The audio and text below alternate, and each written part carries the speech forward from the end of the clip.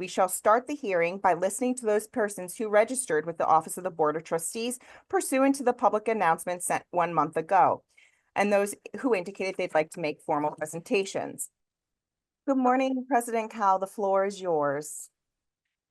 Okay, thanks very much, Jen. Good morning, Chairman Tisch, members of the Board of Trustees, Keith Landa. There's a number of you I recognize, and I want to thank you for the opportunity. I'm Fred Kowal, president of United University Professions, the nation's largest higher education union, and one that I am honored to serve. I have provided you with my written testimony, and it's rather extensive. What I would like to do is simply hit some of the high points and speak off the cuff, as it were.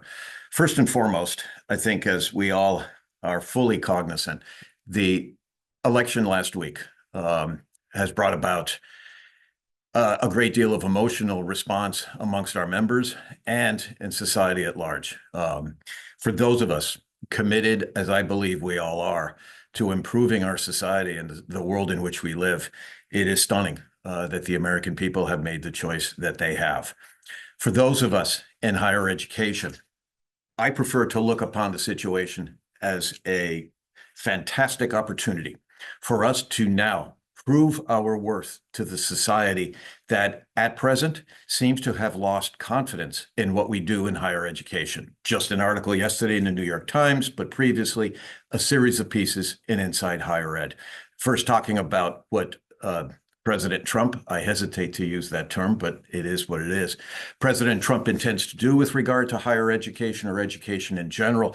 But I think that we have an opportunity, given what SUNY is as a system of 64 magnificent institutions where so much is done to educate and to change society.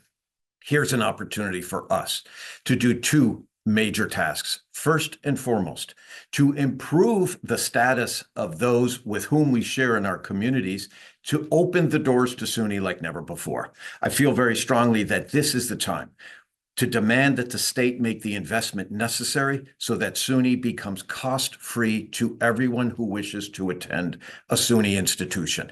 We need to bring everyone in, even those, perhaps especially those, who have never even considered public higher education or are opposed to the idea for political reasons. Let's bring them in. Let's open the doors. Let's turn, and that's the second important point, by creating these opportunities, turn the public into allies and advocates on behalf of our institutions and higher ed in general.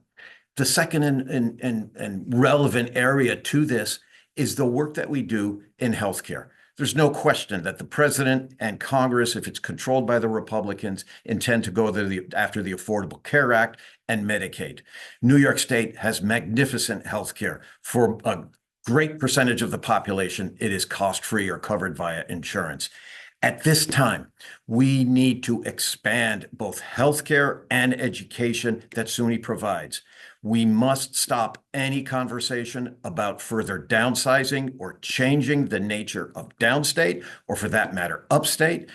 It's part and parcel with all the other campuses that have been seeing cuts. We have to expand opportunity and turn the debate around not about isolated institutions, but institutions that are part of this society and that serve to make the society better. Lastly, we must create a public that is tuned in politically, is aware and educated. We are failing our society because so many are not aware of the nature of our political system, or for that matter, what they very well may have put in place by casting their votes as they did last week. Again, I want to thank you for the opportunity to speak. I look forward to working with you to grow SUNY, to make it stronger and better, to create more opportunities, and to be a beacon in what could be a very dark time for our nation and our society. Thank you very much. Thank you, President Kowal, for your time today.